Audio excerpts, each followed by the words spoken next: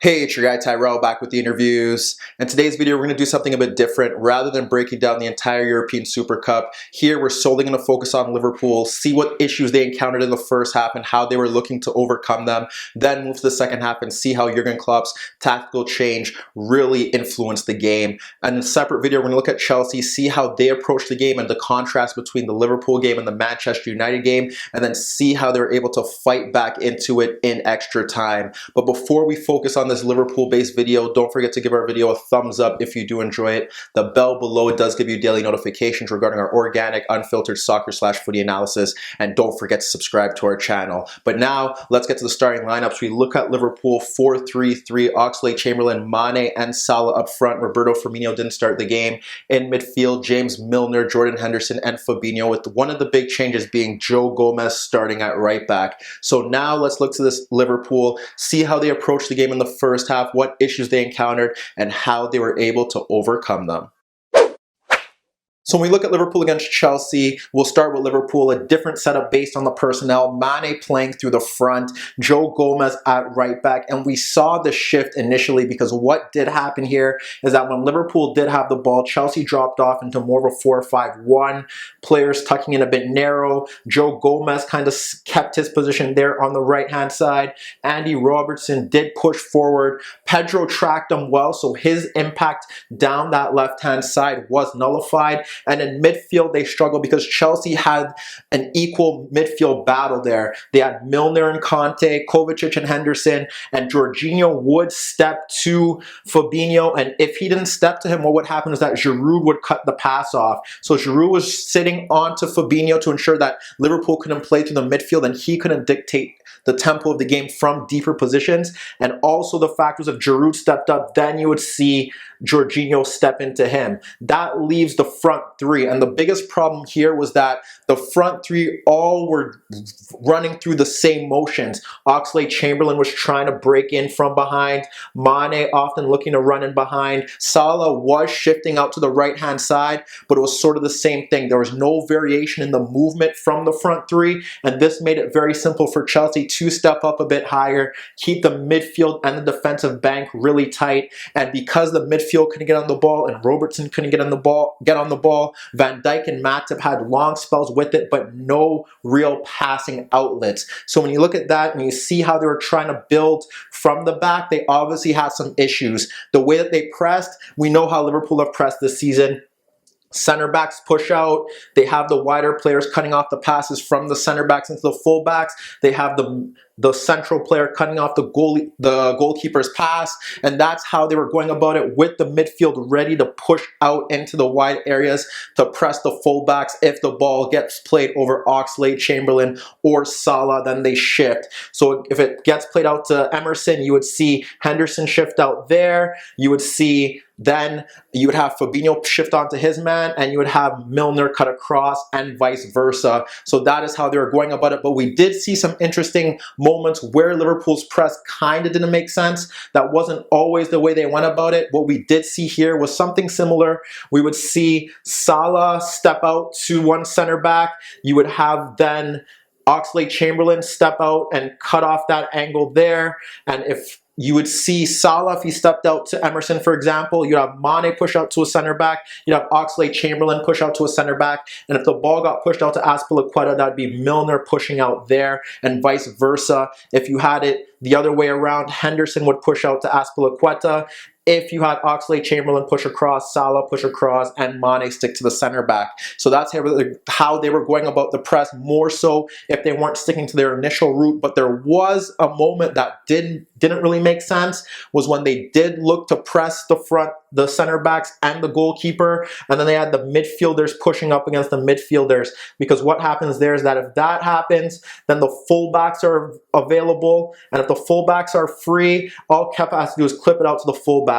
You're not going to have Joe Gomez or Robertson push out to the fullbacks, because then that leaves Pulisic, that leaves Pedro, and that leaves Giroud free against Liverpool center backs, and that's a 3v2. So that is where their press got bisected, and that was one of the issues they had. Luckily for Liverpool, that situation didn't occur on numerous occasions. However, when you think about okay, their pressing wasn't forcing Chelsea into any issues. When you look at the fact that their ability to play from the back wasn't causing Chelsea issues given their shape, we have to look to how Liverpool were able to get past the Chelsea backline. And what they were doing was simply this.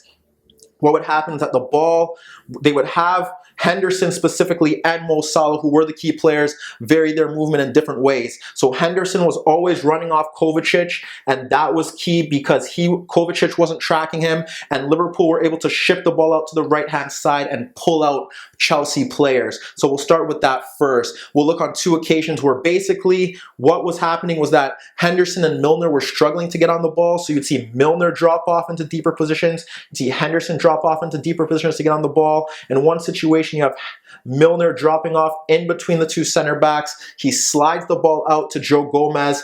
That drags out Pulisic.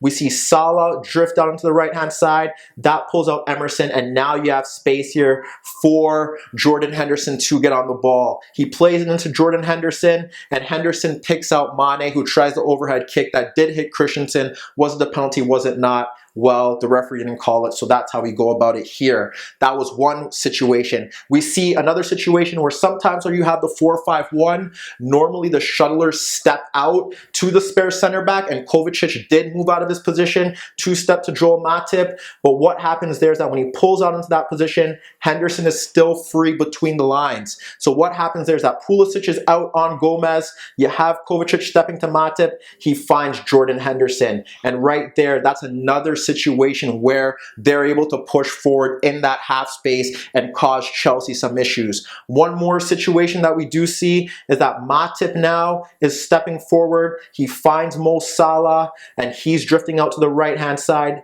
Emerson's pushed across. Kovacic doesn't track Henderson's run. Simply all that happens is that the ball is shifted out and then the ball to Salah, and then he plays it around Emerson, and you have Henderson driving into that right channel. On several occasions, Henderson was pushing out wide right, and that was how they were going about things, and that was a big problem for this Chelsea side, because on some occasions, like I said, balls out to Mane, balls being played out to Salah, running off when he swapped flanks with Oxlade-Chamberlain, big issue for Chelsea. The other situation was the fact that Mo Salah making runs off of Emerson, and that did lead to some golden opportunities. One situation in particular, Matip wins a header that falls to Conte. He doesn't control it well. Milner steps in. He plays it into Mane, who drags out Jorginho, plays it off to Oxlade-Chamberlain. You have Salah running off Emerson, breaking free. He runs on goal, but he's only able to poke an effort at Kepa. That was a great chance for Liverpool, and Mo Salah felt that he could constantly get those runs if balls were being played over the Chelsea left back. Late in the half, Van Dijk again playing that long ball over Emerson. Salah does beat him to the ball and get onto it. However, his shot is blocked. But those were the two clear routes for Liverpool in the opening half.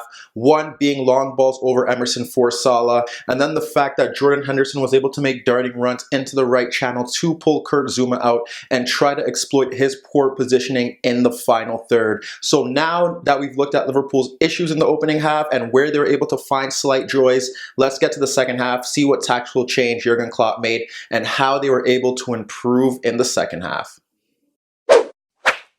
The second half saw Jurgen Klopp turn to Firmino. That meant Oxlade-Chamberlain was subbed off at halftime. Firmino moved up front, Mane to the left, and we saw a different Liverpool. And within minutes, they were able to equalize. But what we did see initially was that the fullbacks were playing much higher. Liverpool adopted a higher line, and they looked to squeeze very high to ensure that Chelsea couldn't play out of the back with intense pressing. However, what we do get from Liverpool now is the fact that Mane now could drift centrally, and when he drifts centrally, he's able to get more involved in the play. You have Firmino was able to drop off to either side of Jorginho to help make up a numerical advantage in midfield and just pop up into areas where he could show as a reference point to link play. We weren't getting that from Mane. We weren't getting that from Oxlade-Chamberlain. When they did sometimes show for the ball, it was more of a decoy so that they could spin off their marker and run in behind. But Firmino was looking to get on the ball with his back to goal and bring his teammates into play. On the flip side, what we're also seeing was that James Milner now was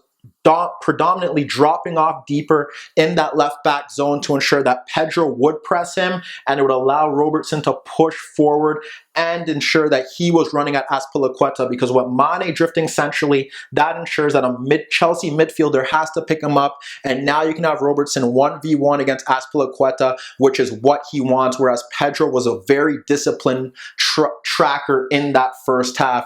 The goal that they do score, a bit of luck, but it was a switch off. Ball falls to Fabinho after Salah's cross was deflected. He clips it over the fence. Azpilicueta falls asleep. Christensen falls asleep. Firmino gets in behind, beats Kepa to it. Mane taps it in. But that is how you could already see Firmino's impact being stamped on the game. But there were a few incidents that really sum up how he was able to influence the game. One in particular is when we do see Mane drop off deeper to receive a sweep from Fabinho in behind Jorginho and Conte. And what ends up happening is that he switches the ball out to Robertson, but continues his run into that space where he gets the ball back when Azpilicueta steps, and he's able to turn Conte. And what do we see? We see Firmino dropping off ahead of the center backs. He's able to play the ball into Firmino, who drops it off to Fabinho. He fires a shot wide. But just like that, you're seeing Mane vary his movement. You're seeing Firmino drop off and linking play. That creates a chance, and Robertson is pushing forward.